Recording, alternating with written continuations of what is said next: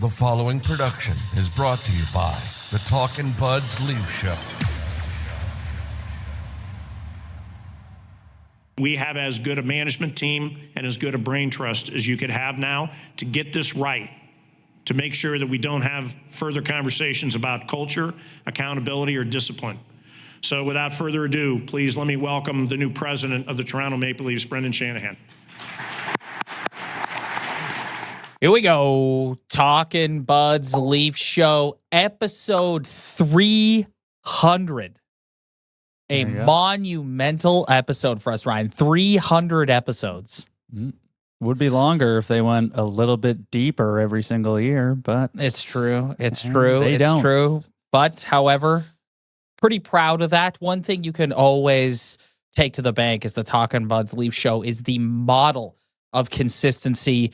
And what better way to commemorate our 300th episode than to bring to you a Talkin Buds Leafs Show special presentation, Shanaplan, a look back.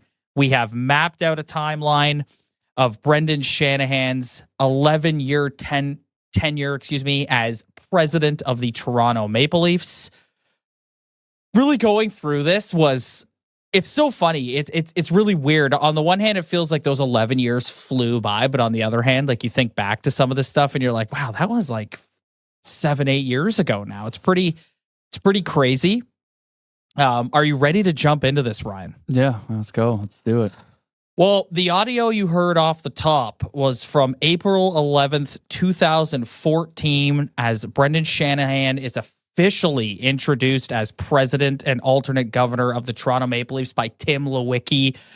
Just a quick side note here. I don't think Tim Lewicki gets enough credit for the impact that he made on Toronto sports in general. I wholeheartedly believe this. If Tim Lewicki doesn't show up, we don't get this era of Leafs hockey, who, despite the ups and downs, made the playoffs 9 out of 11 years. The Toronto Raptors win an NBA championship. TFC wins an MLS Cup. You don't get any of that without Tim Lewicki taking the job. And he was the one that really was like, all right, enough is enough. We're going to install Brendan Shanahan in this president role. Yeah. 2014. Wow. That's earlier than I thought, but yeah. Well, he came in, Ryan, on the heels of the 2013-2014 Toronto Maple Leafs season, in which they went 38, 36, and 8. It was the year where they played in the Winter Classic at the Big House against the Detroit Red Wings. Good one, Randy. Good one. Coming off just... The culture at this point was starting to spiral out of control a little bit. They'd fired Brian Burke. They made the playoffs the year previous in the lockout shortened season. Yeah. And then they came back and this year they finished 6th in the Atlantic Division, did not qualify for the playoffs. And in Lewicki's presser, he talked a lot about culture and rebuilding culture. And that's what they brought Brendan Shanahan, who had been a career winner, and to sort of instill in this franchise. Yeah, those years. I mean, if you ever want to feel better about what's happened in the past here, just think about those years and just, I don't know. But if you look at those rosters, those teams weren't good enough. Like, they just didn't have good teams. Like, they need a culture change, and it was a disaster with Phaneuf and Kessel and all of that. But those teams just were not good enough. Simple as that. July 2014, Brendan Shanahan hires Kyle Dubas as assistant general manager and puts him alongside Dave Nonis. The story goes that Shanahan had asked people in his circle to sort of turn him on to the youngest, brightest hockey mind that the sort of fraternity had identified, and Kyle Dubas was pointed in his direction, and he wooed him out of the Sioux, away from the Greyhounds. And he came in and he started. I like, that blows my mind to think about, that he started as an assistant GM beside Dave Nonis. Yeah. Those timelines, it really tests my memory, because I don't remember that at all. I don't remember when he was hired, or he's working with Nonis. Like, that's crazy. And I don't know if woo is the right word. I think if you want an NHL job, you're walking out of the Sioux, no problem. That's true. That's true. October 2014, they hire Mark Hunter as director of player personnel, and they sort of became Shanny's first two, what's the word I'm looking for? Henchmen, I guess. Yeah. Like first two sort of right and left hand guys. The season that followed, because if you remember, Shanny said he's going to take the year to evaluate everything. The season that followed, 2014-2015, was, in my lifetime, the darkest Leaf season I can remember. This was the Randy Carlyle fired in January. Peter Horachuk takes over. This is where you and I always joke about Phil Kessel going off the ice to pay for the pizza.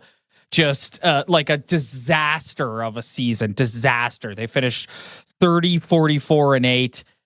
7th. They still finished better than the Buffalo Sabres, which is absolutely hilarious. But that season stands out as the darkest season. When you, on our last episode, when you were like, hell, that year was hell. Yeah. Hey, well, they could have been worse and got Connor McDavid. So it's true. Maybe you missed out on an opportunity there.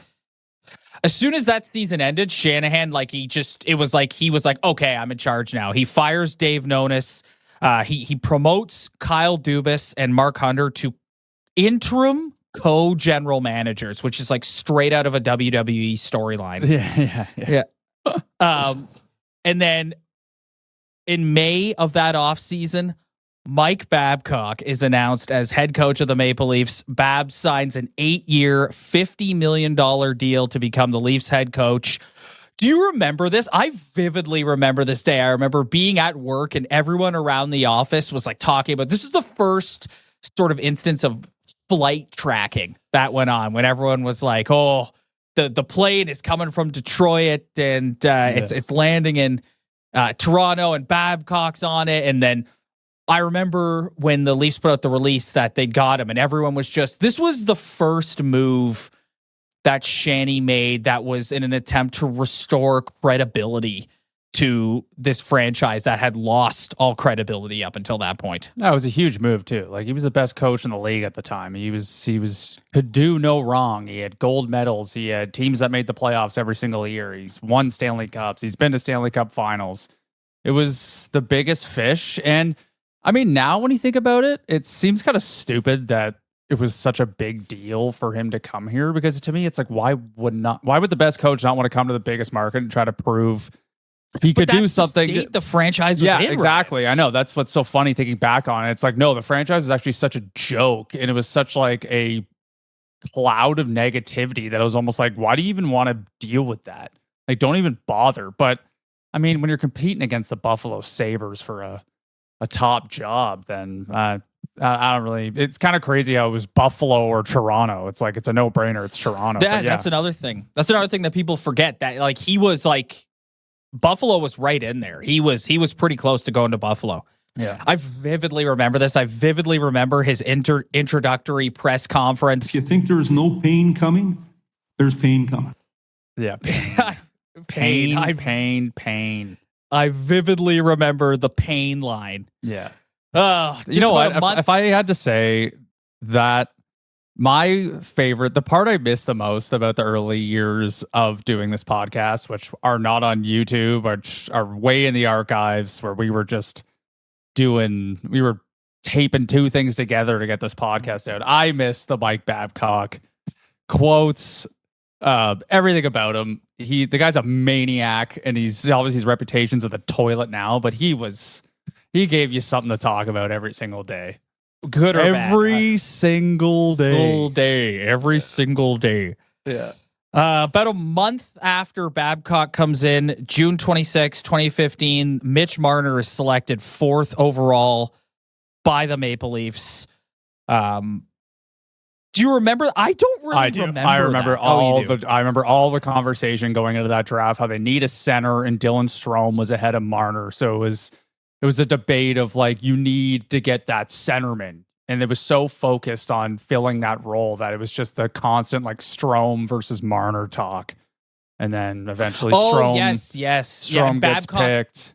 Babcock wanted Strome. Yeah. And Strome gets picked, and then they get Marner, which, I mean, in the long run, Mitch Marner ended up being a way better, more effective NHL player than Dylan Strome. So it ended up working out.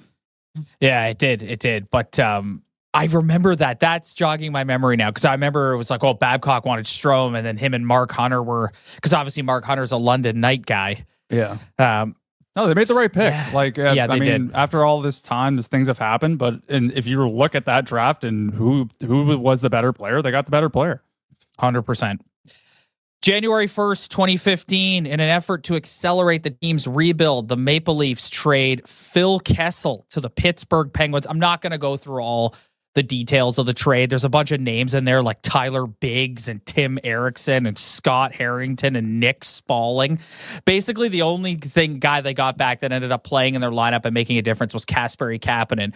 But I remember at the time, after Babcock got here, that the story was that they identified that they needed to get Phil Kessel out of that dressing room, and they did not want Phil Kessel anywhere near these younger guys. And I guess the joke was on them because Phil Kessel ended up going and winning 3 Stanley Cups, 2 with the Pittsburgh Penguins. But I vividly remember that reporting of Babcock and Shanahan are adamant, like Phil Kessel, they do not want Phil Kessel around all these younger players. And nor would Phil Kessel want to be around Mike Babcock. Yes. That also would have been an absolute disaster. No, it was at that toxic level relationship where they just really had to move on. So, as I mentioned earlier, the offseason of 2015 was an absolute flurry of activity and moves. July 24th, 2015, Lou Lamoriello is hired hired by Brendan Shanahan, his longtime mentor, going all the way back to the New Jersey Devil days. And again, you want to talk about restoring credibility. This was another hire where it was like, holy shit, the Leafs just hired Lou Lamoriello. Yeah, and it was the no-brainer because of the checklist that guy brings with how he wants his organization run. So you really had to go from one extreme to the other to really restore that order that you were looking for in this franchise. And I thought it was a really good hire. This was really exciting. Like this whole, like that year stunk and they had to get the first overall pick, but that was exciting when they got the best coach available. They got probably the best GM available. They got Mark Hunter, who was just Mark Hunter. And yeah, this was a very fun, exciting time. So, as you just alluded to, the season that followed was, without question, the most dignified tank in professional sports history, coming in 30th place to get the first overall pick. Were there 31 teams in the league at this point? No, I don't think they were. Regardless, they came in dead last. It's so funny looking at this roster, man. This roster is a trip to look at because they were a team that went out and played hard every night and they still found a way to lose. And it was like some of the names on this roster, P.A. Parenteau, Peter Holland. Pretty sure P.A. Parenteau benefited from the season he had there. Like I'm pretty sure he got some sort of deal going somewhere. I don't know if I'm wrong, but Mike Grabner, Sean Matthias. Wasn't Leo Komarov an all-star that year? Yep. Daniel Winnick, Matty Hunwick. Yeah, Matty Hunwick. Babs loved Matty Hunwick. Babs loved Matty Hunwick. Good pro. Brooks like. You know what I like about Liker? Yeah. Liker likes life. Yeah. That's what I like about Liker. Good pro. And it cannot be overstated. Like this was the perfect tank. It was perfect. It was not. In no way did it come off as like, oh, they're throwing games here to try and get the first overall pick. It's like, no, they went out every night and played hard and lost. And it was just, I remember where I was on June 24th, 2016, sitting in a restaurant with having dinner with mom and her stepdad and watching Bill Daly on my phone pull the Leafs logo for the first overall pick and being like, oh my God, they're going to do it. They're going to draft Auston Matthews. And that they did. They drafted Auston Matthews. And that's when officially it was over. We'd shed our skin of that previous era and previous regime.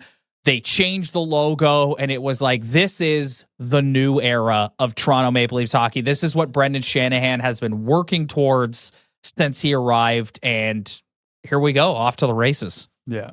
And this is where you look back and you see where you are now. And this is why it's so disappointing because of just the excitement of this time and just everything was different and the logo changed and they got their 3. They drafted Nylander, they drafted Marner, they drafted Matthews. They had veteran players. They had still had Morgan Riley, and this was just like this is the team. And then you always had like the Blackhawks in the back of your mind and the Penguins, and it's like this is how they were built. They drafted their top players, and they were able to fill out the rest of their roster, and then they were able to go on a dynasty run. And this is kind of I didn't really think they were going to be a dynasty, but this is this was the model that you had to follow to become a dynasty at the time. So it was pretty fucking exciting. Speaking about it being like such an exciting time, I vividly remember sitting in my old apartment in front of the TV on April 8th, 2017, when they secured a playoff spot with a 5-3 victory over the Pittsburgh Penguins. Curtis McElhinney in the net, who makes the huge save on Sidney Crosby in the final minute to keep the lead. Just like nothing but like optimism and excitement. You're like, holy shit, in their first year, they're going to make the playoffs. Yeah. Yep. Then they go into the playoffs and they lose to the Capitals in 6. But I remember that game. Yeah, I remember at the end of that game 6 being like emotional, being like, I'm so proud of this team. I'm looking forward to the future so much. They just went to war with the Washington Capitals. There's the clip going around that people have been circulating in the last week since they've been eliminated of Matthews scoring the goal in game 6 and selling after. Like, just, it's really sad. It's heartbreaking to think back and just think about where we were. Yeah, that was the start. It's like, you know what? You lost to a veteran Capitals team that was kind of more veteran team at the time, and this is a good learning lesson.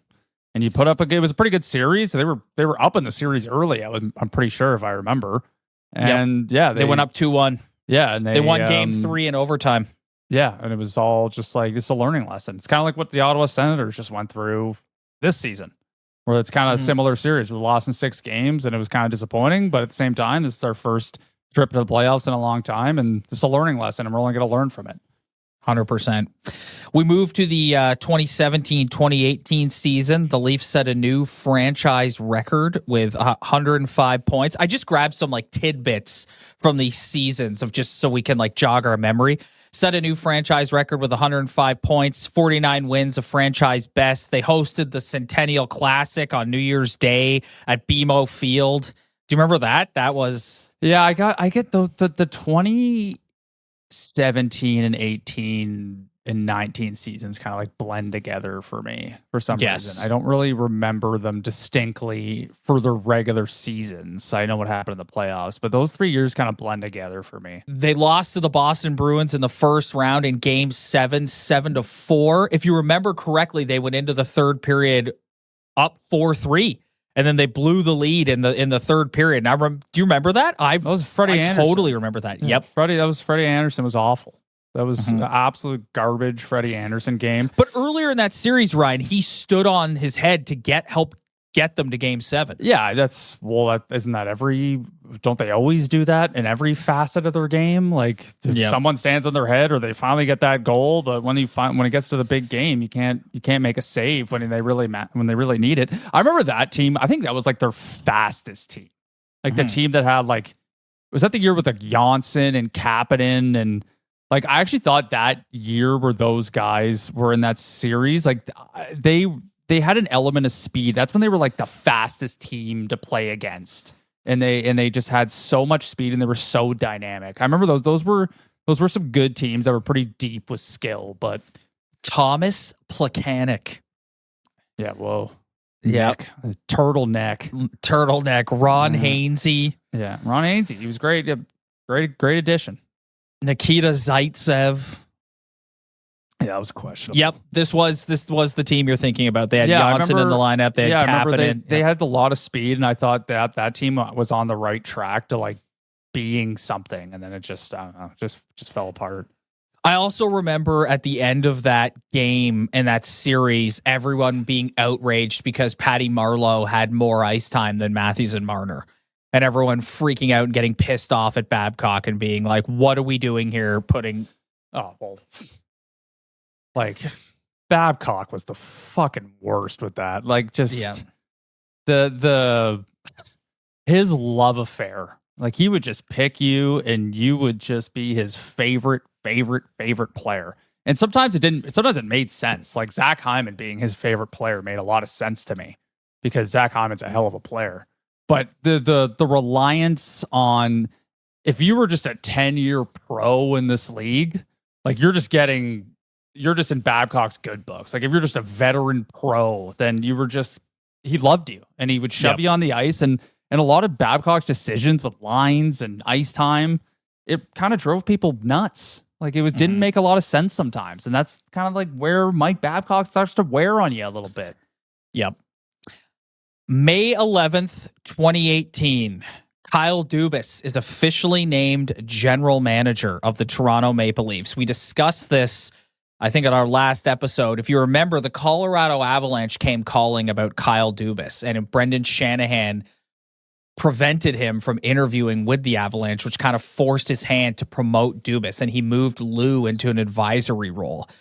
I was creating this timeline, and I was like, I wanted to be aware of how negative this discussion may turn as we move into the Dubas era. But when you start to go through it, it's going to be a pretty negative discussion. There's a lot of moves here that have helped shaped the team that we just watched get eliminated by the Florida Panthers last week. And there was a lot of roster construction decisions and an ideology that went into paying for guys all this money. We can, we will, and all this stuff. And at the end of the day, like if you're going to look at, you've been beaten on the desk for years saying like they need more money to spread throughout their lineup. And that's Kyle Dubas's decision-making is what led to them not having those funds available. Well, it's just Brendan Shanahan. This is where it started, where it's just like he just grabbed a bunch of dudes and just put his arms around them and said, I'm going to be loyal to you to the finish. And we're all going to do this together through good or bad. And we're all going to pay you a lot of money doing it. And it's just, in hindsight, it's like, hey, was Lou like the guy? It's like, no, Lou kind of pisses me off too. Like Lou has his shortcomings as well. And then a lot of the other people look at, like, you had Mark Hunter sitting there. So after Kyle Dubas was named general manager, Hunter was also a candidate for a job. And it was shortly after that they had announced that they were parting ways. So yeah, why would Mark Hunter want to work for a guy who was running a cash register a week ago? Like, I don't running an OHL team 2 years ago. Like, I don't. That was a big decision. It was just, we're going to go with an unproven guy because I like him and he's the big new analytical hockey mind who's very well polished in the media. He'll memorize everybody's names and he'll be the new guy. And it was just, this is like the most pivotal decision up to this point was going with a guy who's unproven. 100%. 100%. July 1st, 2018, John Tavares signs a 7-year contract at an $11 million AAV. This was the first domino that would kickstart this. This is such a pivotal moment. Day. Yeah, it's the most pivotal moment in this era, in my opinion.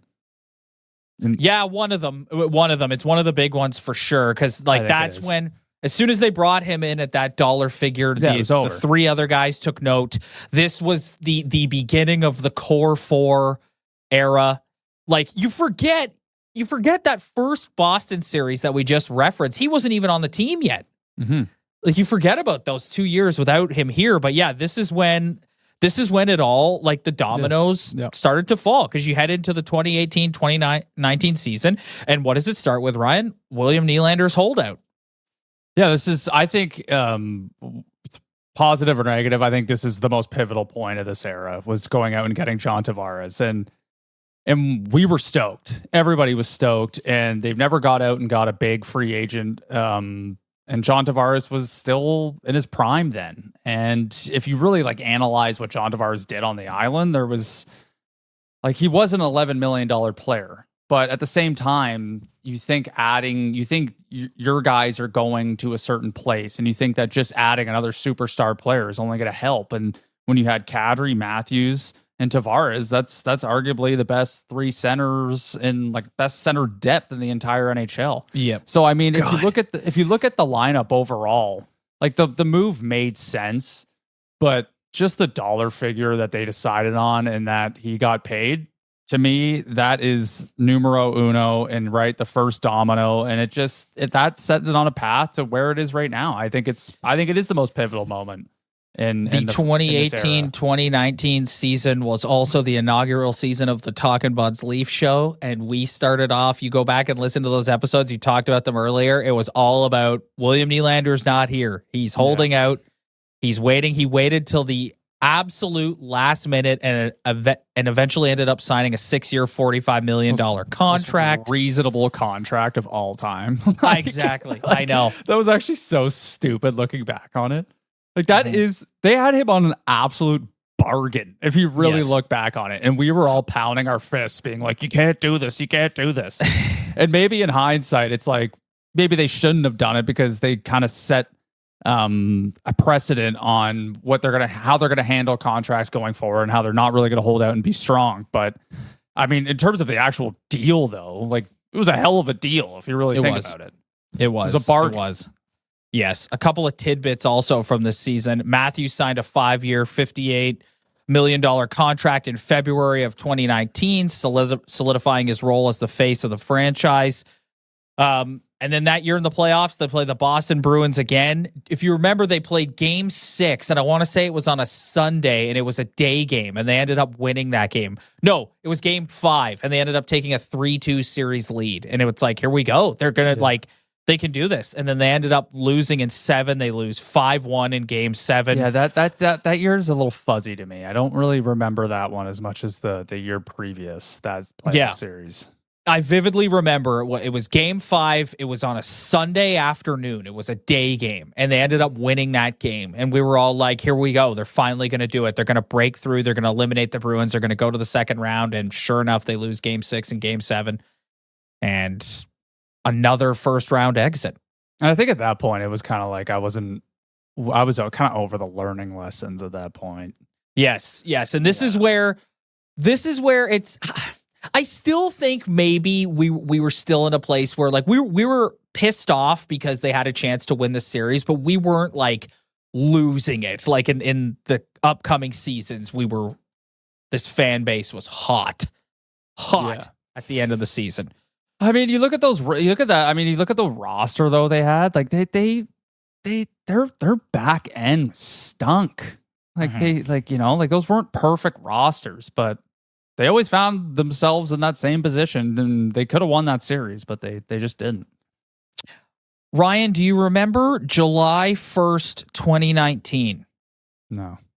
That was the day Kyle Dubas traded Nazem Kadri to the Colorado Avalanche in exchange for Tyson Barrie, Alex Kerfoot, and a 2020 6th-round draft pick, a trade that many people to this day called the worst trade in Toronto Maple Leaf history. They moved him out because he got suspended for the second year in a row against the Bruins. The irony of this is you're trading a guy who had the very thing that you would spend the next few years in the playoffs looking for. Center depth and bite. Difficult to play against. And this organization, I hated this decision. They took this holier than thou approach about how like we don't want someone who does this in our locker room. He's hurting our team. If he's not in the lineup. Yeah, it was stupid. It was I mean, I don't think it's the worst trade in the history of the Toronto Maple Leafs. I think that's way overboard. There's a lot worse trades, but yeah, this was stupid. It's like the only guy who actually had some stones and some bite to go out and elbow a guy in the head. I know we don't want to hurt people in hockey, but sometimes when you're playing the Bruins or the Panthers, you got to elbow someone in the head. Case in point, Sam Bennett. Like this was stupid. This was so dumb. And bringing in Tavares, the main thing was having a deep center core, and you just threw it all away with this trade. It's stupid. Alex Kerfoot sucks. Okay, one of my least favorite players in this era. By a mile. And Tyson Barrie was just nothing. What's the nothing. Pro? Like who was the pro scout watching Tyson Barrie play? Like that's what I want to know. Like, I think again, Ryan, I think this is when you look at the Kyle Dubas era, it's this doubling and tripling and quadrupling down on this way of analyzing players that just is not proven and doesn't work come playoff time. We're seeing it this year. We see it every year in the playoffs. there's an intangible element. The Florida Panthers are built on this premise that there's an intangible element that can't be measured in a chart and in a number. Like the term that people have been using this year is dog. You got to have the dog. Like you can't measure that in a statistic. And Kyle Dubas just completely disregarded that when building these teams. And you had a guy who had that quality, and you got rid of him. And the second you got rid of him, you spent every year trying to. Well, they need another center. They need a third line center. They still need him. Yes, there's no reason for Nazem Kadri to not be a Maple Leaf right now. Like, yep. I mean, maybe with all the numbers signed and when he was finally up, he would have been a little more greedy. But I think you talk about a guy who absolutely relished playing in this market too. That was another underrated factor. This guy wasn't afraid of any criticism, and he had to bite, and he could score, he could do everything. And it's like the main strength of this team just got thrown away for two absolute losers. It made no sense. There's no world where this trade makes sense to me. It is garbage. Absolute garbage decision. The NBA 82 game grind is done, and now the real fun begins. The NBA playoffs are here. And it's time for all the high-stakes drama, clutch moments, and jaw-dropping plays. I can't wait. If you're looking to make the playoffs even more exciting, DraftKings Sportsbook has you covered as an official sports betting partner of the NBA. Try placing a bet on your favorite player's performance. Will they drop 30 points, 40, or more? It's your call. Here's something special for first-timers. New DraftKings customers bet $5 to get $200 in bonus bets instantly. Make it a playoff run to remember with DraftKings. Download the DraftKings Sportsbook app and use code THPN. That's code THPN for new customers to get $200 in bonus bets when you bet just $5. Only on DraftKings. The crown is yours. Gambling problem? Call 1-800-GAMBLER. In New York, call 877-8-HOPE-NY or text HOPE-NY 467-369. In Connecticut, help is available for problem gambling. Call 888-789-7777 or visit ccpg.org. Please play responsibly. On behalf of Boot Hill Casino and Resort in Kansas, 21 and over. Age and eligibility varies by jurisdiction. Void in Ontario. Bonus bets expire 168 hours after issuance. For additional terms and responsible gaming resources, see dkng.co/ice. We move into the 2019-2020 season. I have on my notes here the first ugly season of the Shanaplan era. Yeah. The season starts with Mitch Marner holding out to start training camp. He did not report to start training camp. They ended up getting the deal done on September 13th, so he came back. Camp wasn't quite over yet. He missed the first part of it. We all know the contract. We all know how it went and how ugly it got, and that was when the fan base really decided this is what really damaged Mitch Marner's or laid the foundation for where the relationship is these days between the fans and Mitch Marner, I should say. Yeah. I mean the whole the negotiations were whatever, but I think the damage for Mitch Marner, like, if Mitch Marner went out and proved that he was worth the contract, then it wouldn't have been a problem. But the problem was all these years later, it's just like it wasn't worth it. So, I mean, I wasn't one of those people who were that 5% I referenced last episode who were just going over the top and being terrible human beings. Like, whatever. It's the guy got his money, but it's just all these years later, looking back in hindsight, it's just like he just didn't earn the contract. October 2nd, John Tavares is named the 25th captain in franchise history. The big captain search. Auston Matthews was in the running to become the captain, then got himself in some hot water, and he would not. I was pulling for Morgan Riley at the time. I was like, name Morgan Riley the captain, but they ended up putting the C on Johnny. Not a bad choice. You know how I feel about captains. Yes, they mean nothing. Not even 2 months later, November 20th, 2019, after a 6-game losing streak, the Maple Leafs relieved Mike Babcock of his duties. I do remember that. That little losing streak. Yes, it was after a game in Vegas, but they had a game. It was like a Saturday night game against Pittsburgh where they got their asses kicked. Yeah, and it was ugly.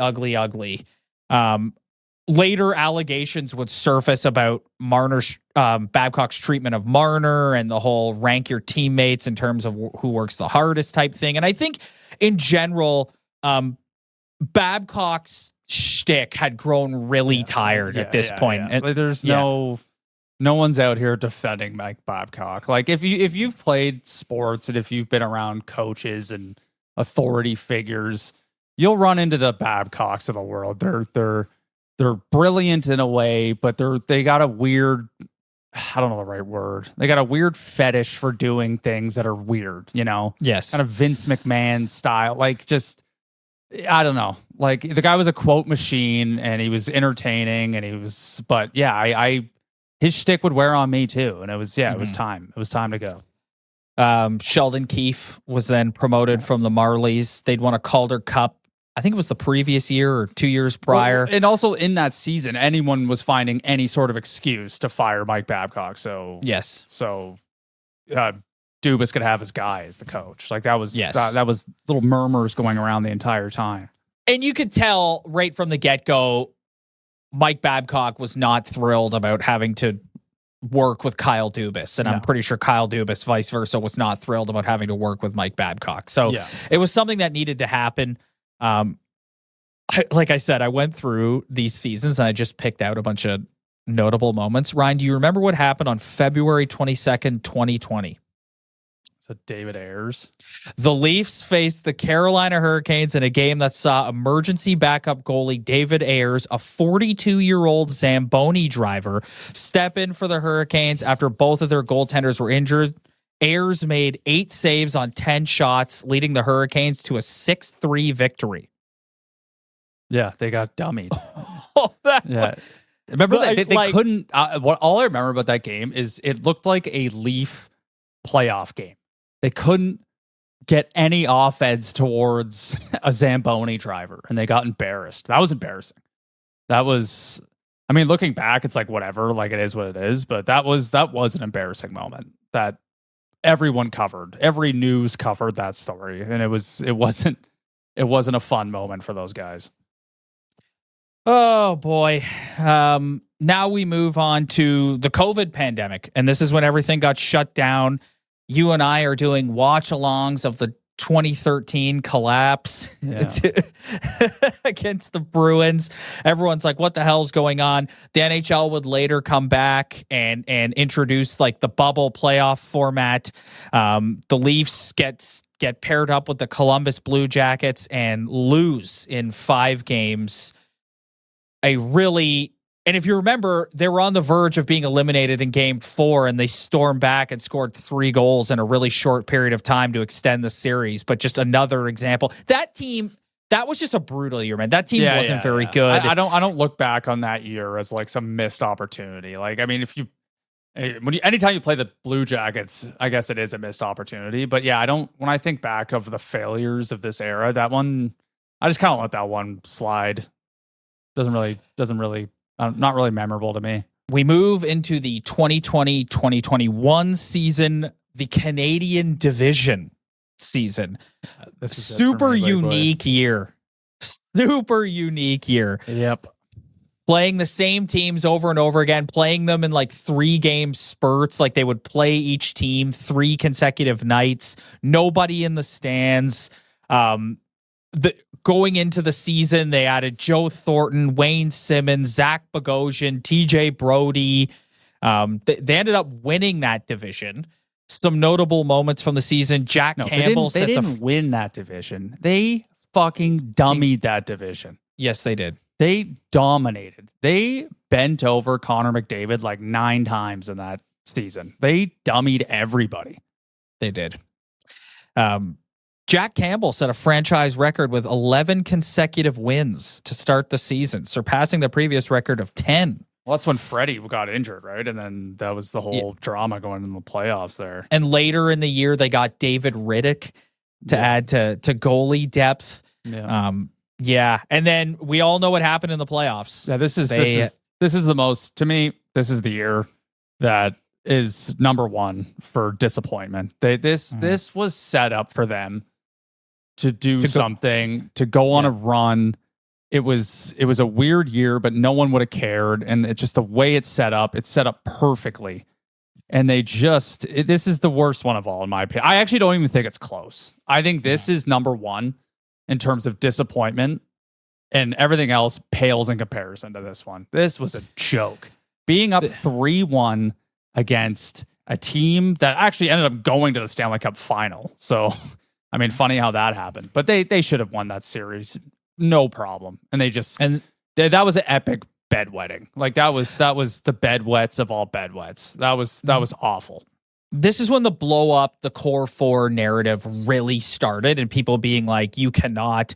There's a clip on our YouTube channel right now, one of our most viewed episodes, right after that game. You and I are just in our old setup. Yeah. We're freaking out, screaming, saying, six-pack of PBR on the desk. You cannot run this back. You absolutely can't run this back. It was awful. I remember the press conference and Brendan Shanahan talking about we lack killer instinct, and Kyle Dubas being defensive about metrics that they had that we didn't have access to. And this is the year that they should have, Sheldon Keefe should have been fired, and they should have let go like that. This should have been the year where they were like, okay, enough's enough. This group doesn't work. Like you said, they had a tailor-made for them to walk to the Stanley Cup final, and they blew it. Yeah. Like just one of the most. It's one of the worst collapses in the history of the franchise, in my opinion. Yes. Like you can run through all the game sevens, but you know what? Game 7 at the end of the day is a crapshoot. When you are up 3-1 against the team, don't give me Carey Price. Don't give me Shea Weber. Don't give me all this crap. That you look at that Canadiens roster, that was a mid-hockey team. They should have easily won that series, and blowing a 3-1 lead was just unacceptable at that point. And that was it. Yeah, that was to me, that's number one. That's the number one biggest disappointment. We move into the off season, and there was a date here that I really wanted to highlight. July 28th, 2021. Zach Hyman signs a 7-year, $38.5 million contract with the Edmonton Oilers after initially expressing that he wanted to stay, and Kyle Dubas insisting that they couldn't make the number work with the Leafs salary cap situation. We talked about this earlier about the intangible elements and the dogs and how you don't let them go. Like last night, I sent you a tweet from Big Head Hockey that says, as of playoff goals since 2022, 35 goals for Zach Hyman and 37 for Nylander, Matthews, and Marner combined. Another guy you should never have let walk out the door, and another instance of Kyle Dubas not valuing the right things to win in April, May, and June, and letting a quality talent walk out the door. Do you remember that season? Do you remember doing the episodes that season? And like, he was their best player. Yes. And we were just like, how can you let this guy go at this point? Like he's producing every single night. And that's when he started really taking a turn from turning into a straight forechecker to a guy who could actually put the puck in the back of the net. Yeah, that didn't make a lot of sense. And then you flip it over to what they actually spent that money on, and it was for a bunch of losers who never did anything. So just another bad decision. Peter Mrazek and the other Peter two Mrazek, Mike Bunting. Mike Bunting ended up be okay. David Kampf. Yeah. Nick Ritchie. Well, Mike Bunting was the replacement. I actually thought Mike Bunting came in, did a pretty good job. But yeah, he did an admirable job. It's not like Zach Hyman was asking for double digits here. Like, we couldn't have made a 6.5 number work for a guy who's clearly your best forechecker, who also like played extremely well in the playoffs. I know he was hurt. He got hurt a couple times in the playoffs, I remember. But yeah, it's just bad decision after bad decision. What else can you say? Nick Ritchie, who started the year on the wing with Matthews and Marner. And don't forget Andre Kasha, who actually wasn't a bad player. He just couldn't stay healthy. We move into the 2021. Let me stop you right there. Okay. I want to ask you a quick question, because I think there's a couple heroes who would be watching this going, but what about COVID? What about the cap not going up? Like, where are you? Like, what do you say to that guy? That's definitely a factor. That's definitely a factor, and I think things would have played out differently if that were the case. 100%. Like, you cannot deny that that's a huge factor. All these contracts wouldn't have been so hindering if the cap continued to rise with COVID. So that is a factor. Okay. However, as we've highlighted here, you've made decisions along the way, letting go important guys like Nazem Kadri and Zach Hyman, and bringing in guys like Alex Kerfoot and Tyson Barrie and Nick Ritchie, and just stupid. that Brendan Shanahan handed the keys to a guy who sold himself on a completely unproven philosophy, and still to this day is doing this exact same thing with the Pittsburgh Penguins. He just wanted to be the next Billy Bean. That's all he wanted. Yeah, to do. and he's just the guy he's a used car salesman. Like he just sold, like, honest to God, like it's But huge mistake. I guess if you look at it, it's like, okay, yeah, maybe they thought the cat was going up. But what other team was doing this? No one did this. No other team looked back and was like, oh, if the salary cap did this, why is this only a Toronto Maple Leaf excuse? And maybe other teams didn't have that many elite guys coming up for contract in that era, but no other team was signing guys. No other team to this day still hasn't done what they did. That's the thing. So it's like the reason why it affected take your the excuse Leafs and shove it up your ass. Like, sorry. The reason why it affected the Leafs the most is because of the way they chose to build their team. Yeah. So that's why. And that's why no one else did that. Yep. You did it. 100%. Yeah. Yep. Stupid. We move into the 2021-2022 season. Couple of notes from this year. Auston Matthews scores 60 goals, wins the Rocket Richard Trophy. He also won the Hart Trophy that year as the league's most valuable player. And then we all know what happened in the playoffs. Despite having a 3-2 series lead, they're eliminated in 7 by the Tampa Bay Lightning. Game 7, the Nick Paul game. I went through and looked at this roster. I love looking at all these names. I remember sitting at your place watching that Game 7, and Colin Blackwell. They just couldn't get it going. That what I remember the most about that series is I remember they were up in Game 6, and Kerfoot took some stupid penalty. And it was like a high sticking penalty or something. And it just killed them. They blew the lead, and then just the same old Game 7 can't generate offense. Oh boy. So another year where it's like just disappointment and excuses at the end of the year. And this is what pissed people off. It's Kyle Dubas comes out at the end of the year, and it's just, it wasn't any accountability. It wasn't, we're going to look at moving off this. It was, like I said, double, triple, quadrupling down on this philosophy that at this point had zero success. And we move into the 2022-2023 season. Right off the bat, it's important to note that Kyle Dubas entered the season with only 1 year left on his deal and was told by Shanahan that they would reevaluate at a later date. The Leafs concluded the season with a 50-21-11 record, finishing second in the Atlantic. Mitch Marner has his 23-game point streak. This is the deadline where the deadline where the entire team.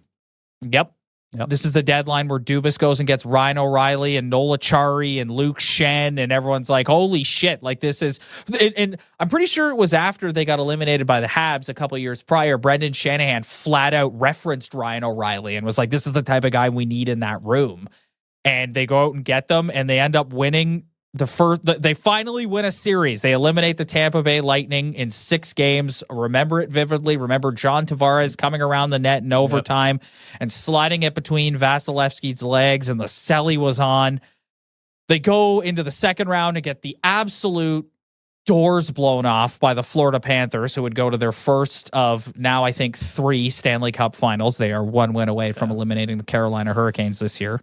Okay, I'll cut them.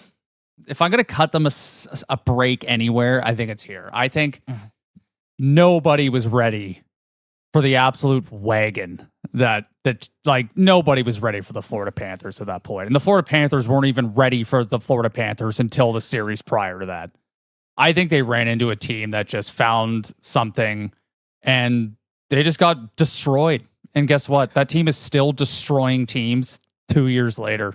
Towards the end of the regular season, there was the clip of Paul Maurice in Scotiabank Arena absolutely losing it on them. And they barely got in the playoffs. After that happened, they became the Florida Panthers that we know them today. Yeah. So I think again, they got their asses kicked, but I think they just ran into a team that just eventually would become maybe the best playoff team I've ever seen in my entire life. And if you look at the Leafs roster, again, the back end stinks. The goaltending stinks. Like it. Yep.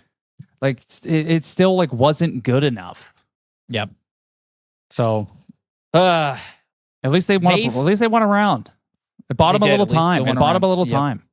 May 15th, 2023, Kyle Dubas holds a very bizarre year-end press conference where he talks about how it was a really tough year on his family and he would have to consult them on when he would be back. And just a really strange, he came away from it being like, that was weird. I don't think Kyle Dubas wants to be the GM anymore. I would say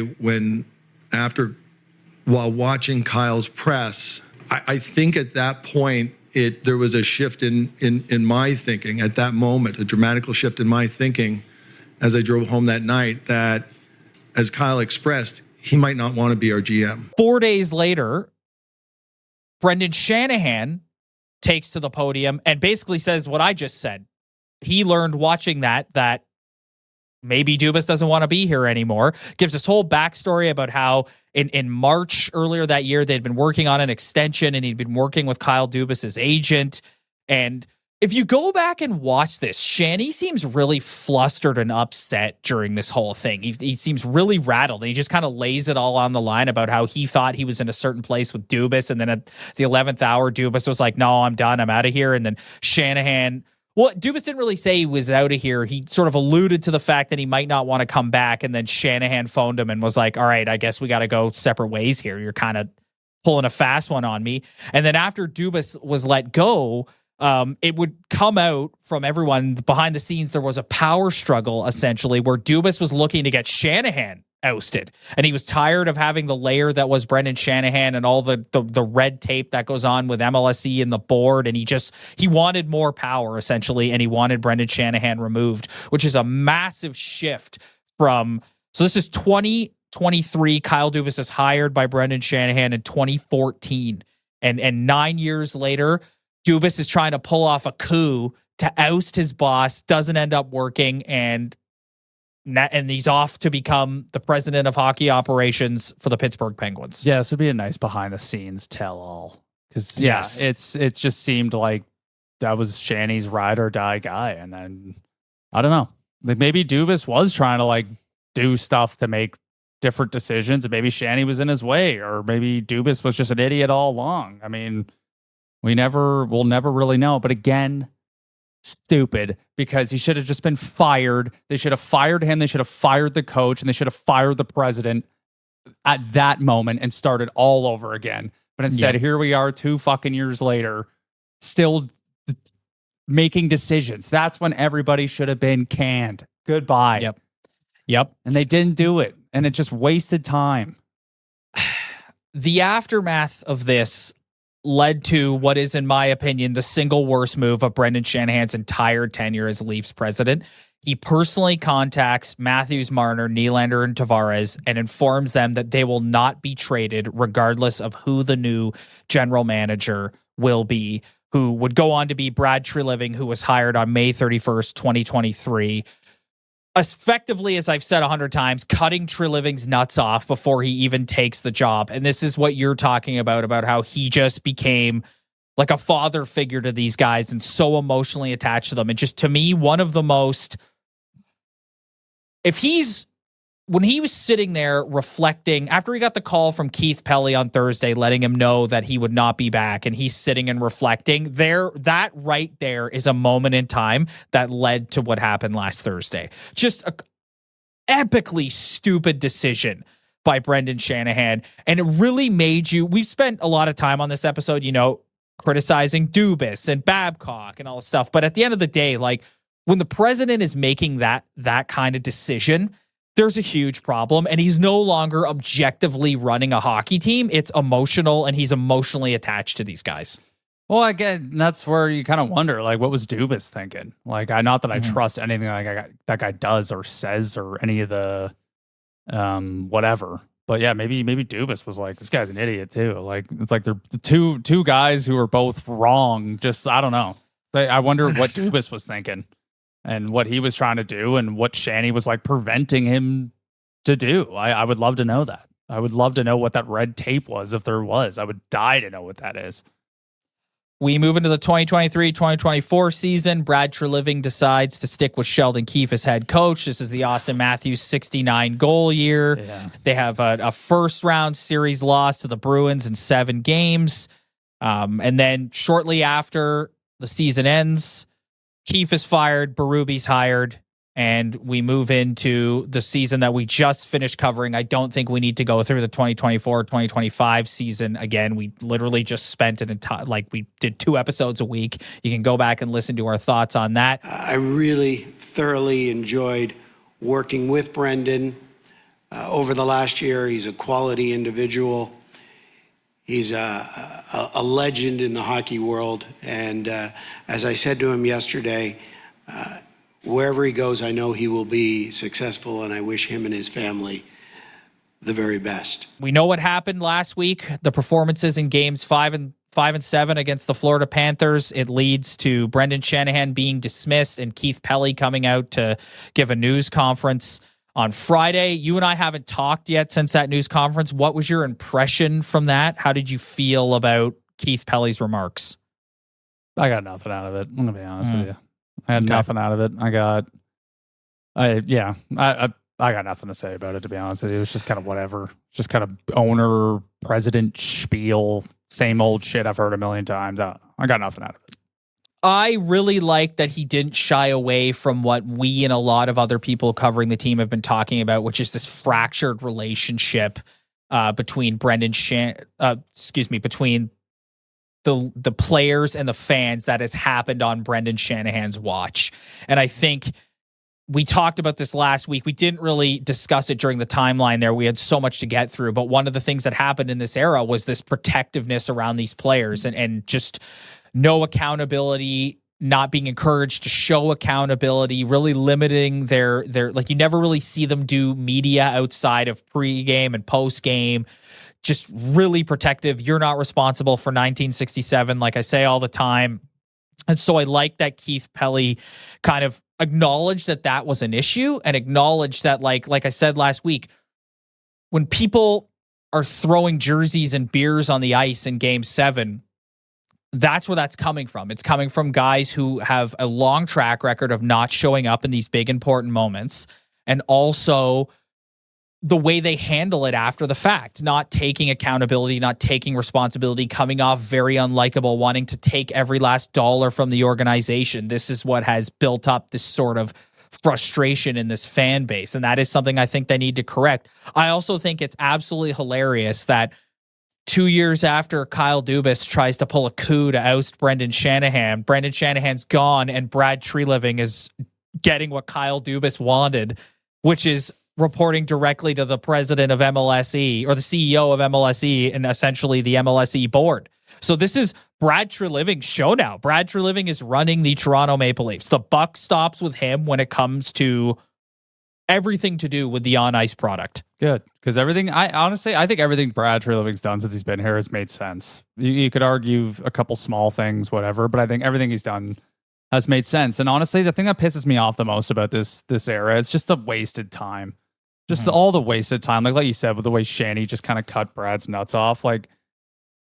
It's like that was just a whole waste of a year. It's just like, here comes Brad. He can't fire Keefe because he's coming in here, and he can't do anything with the roster because Shanny's already made a commitment. But we already knew that they weren't good enough. We already knew Keefe wasn't a good enough coach. So then we had to wait a whole year, even though it was a great year. A lot of great things happened. Auston Matthews scored 69 goals. It was really a lot of fun, and they had a chance to win that series. But then that was just a whole waste. And then we got to go in the next year. Now we finally got our new coach, but here's Shanny still here overseeing everything. It's just it's a waste of time to me.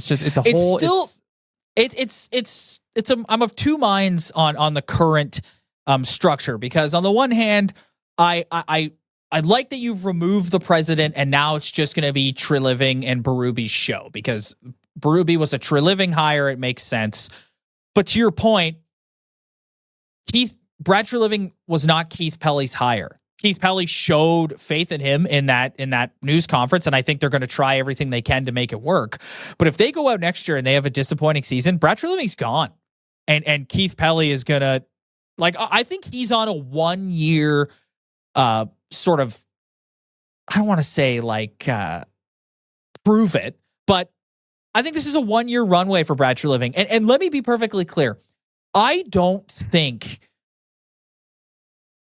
what's going to determine Brad Treliving's future is not necessarily what happens next year in terms of how far they go in the playoffs. What can Brad Treliving do with respect to reshaping this roster with the fact that Mitch Marner is gone? We'll see what happens with John Tavares. And you've got to remake the DNA of this team, because I firmly believe if they can remake the DNA of this team, and this is a team that goes out next year, plays hard every single night, comes up against the Florida Panthers in round 1, finishes 3rd in the division, comes up against the Florida Panthers in round 1 and loses a hard-fought 6-7 game series, I don't think people will be outraged by that. I really don't. I think that's the disconnect that's happening here. People are really focused on like the results, and the results are important, and the results aren't good. But it's the results combined with the effort and the attitude that has led to this becoming so hostile and unlikable. So if Treliving can remake the DNA of this team, put together a group of guys that goes out there and is enjoyable and works their ass off every single night, and if they come up short in April, then they come up short in April, and I don't necessarily think that might cost him his job. That's such a tough spot to be in, to have 1 year to do something. I think it's a really tough task. I'm looking at it a whole different way. If you think Brad Treliving is a move or two away from fixing this team, you're so wrong, man. To me, this is almost like a mini rebuild. Like, in my opinion, I think they're going to take a step back. I think they might take multiple steps back.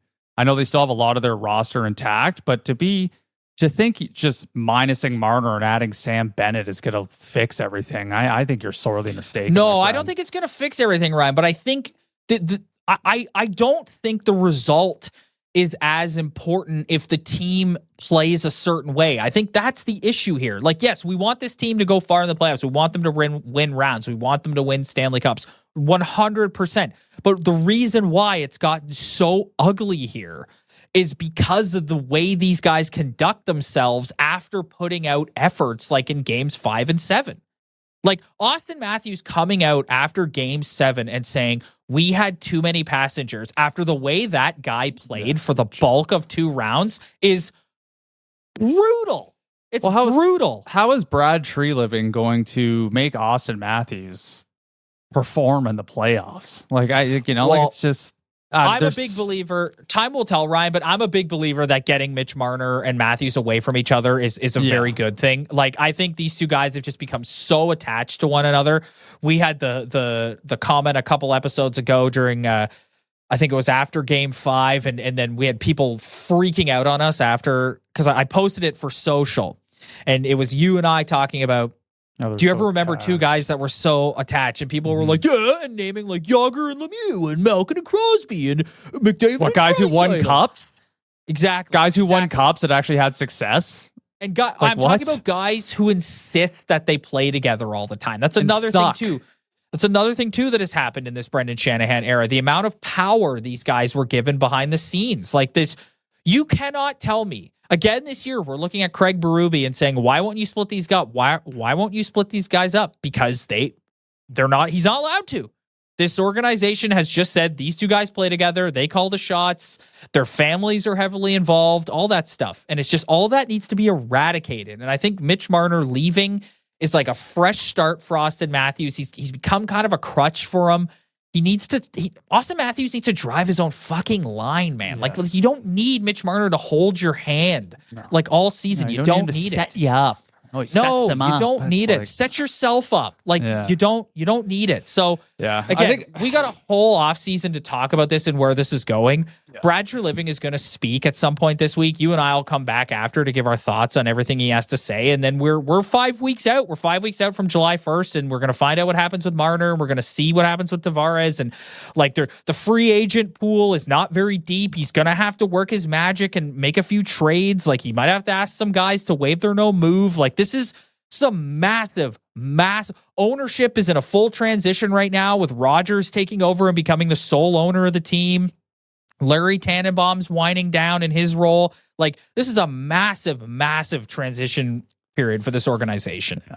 I think the only, that's the last thing I'll say about this. I think the only fair expectation of Brad Treliving this offseason is just do things that make sense. Like, do things that improve, because they still don't have a perfect roster. You know, like, you still need to go out and get your third line centerman. You gotta fill in your depth a little bit more. Maybe you got to think about moving off Morgan Riley and bringing someone else in on that decor. Like, you just have to focus on doing the things and trying to do things that just make sense. We don't need to totally reinvent the whole team here, because it's just not going to happen. Just go out and try to find the right guys to fill the right roles for you, and that's all the guy can do. 100%. Well, I hope you enjoyed. Well, I'm shocked. Our, Hold on. our I'm look shocked back. that the name Dennis Malgin didn't get brought up once. Yeah, in this you know what? hour. Honestly, I was putting together this timeline, and there's so many little tangents we could have gone on at some point, but it's just we had to get through it and talk about all the results. And at the end of the day, Dennis Malgin was a pretty inconsequential. This was the whole problem. He was a pretty inconsequential run guy. through a list of guys quick before you. Yes, please. Right, so please. we got TJ Brody. Yep. Didn't end up panning out. Peter Mrazek, Mike Bunning, David Kampf, and then he had the Simmons, Thornton, Marlowe, Spezza. Yep. The veterans are going to come in, and then he had remember Nick Patan. Yeah, Callie Rosen. Yep. Yeah, just Andre Jimmy Kasha. VC. Yep. Jimmy VC. Yeah, just a bunch of guys who just did nothing and didn't pan But out. again, you built your roster a certain way, and since those contracts were signed, Dubas and then Treliving to an extent, you got to go bargain bin shopping to fill out the rest of your lineup. And that is the thing that is, like, when people look at, this is what drives me nuts about crying about losing Marner for nothing. It's like, yes, that is a fact. In a perfect world, you'd love to be able to trade Mitch Marner. You should have traded Mitch Marner, and you should have got something back for him. Not disagreeing with that. But in reality, that's not happening. And when you look at all these other teams in the league that are going to contend for cups, the money is better spread out than what we have here. And that is the biggest change. Go and get some guys for the bottom of your lineup that can contribute. So you're not in a situation, like you always say, where it's, if the big boys aren't producing, you're fucked. Yeah. And nobody knows that better than Treliving, because Treliving was in that situation where Matthew Tkachuk was leaving. And instead of letting him walk and just taking money and using it somewhere else, he thought he had to make a big splash and basically replace player for player and then sign Huberdeau. And look how that turned out. Disaster. Yep. So you know what? Sometimes letting your guy walk and having time with that cap space to think about what you want to do is way more valuable than trying to go like a Martin Necas and Rantanen. Like, when you trade a top guy, like, very rarely does it like work out. So I think you have to have the mentality of just like having that cap. They have like the highest, like, aren't they in the top 5 of teams of cap space going into this offseason? They've got a ton of money to work. They've got a ton of money, and they've got things they've got to do internally. They got to get the Nyes deal sorted out. They got to figure out what's happening with Tavares, like 100%. But yes, they got a ton of money to work with, and he's got lots of time here. So 100%. I am as a fan and as someone who covers the team, I am gonna sit back and I'm going to let Treliving do his thing, and we're going to wait till he's done to cast judgment on it. We're not going to freak out about where Mitch Marner signs or what he does do or what he doesn't do. We're not going to do that. We're going to sit. We're going to objectively cover the team. Oh, speaking of objectively covering the team, as I said earlier, Brad Treliving is going to speak at some point this week. We will be back after that to give our take on it. If you'd like to join us for that, hit the like and subscribe button below. I really hope you enjoyed our Shanaplan a look back today. This is our first time doing one of these. I think when Mitch Marner eventually signs somewhere else, we'll probably do a different variation of this where we'll take a look back at Marner's Maple Leaf career and all the twists and turns. A ton of new subscribers after the last episode too. We really appreciate that. We really appreciate all the comments and engagement. Hit the like and subscribe if you haven't already. If you're listening to the audio version, please do the same. Spread the word. Tell your friends. We really appreciate it. We will see you guys in a couple of days.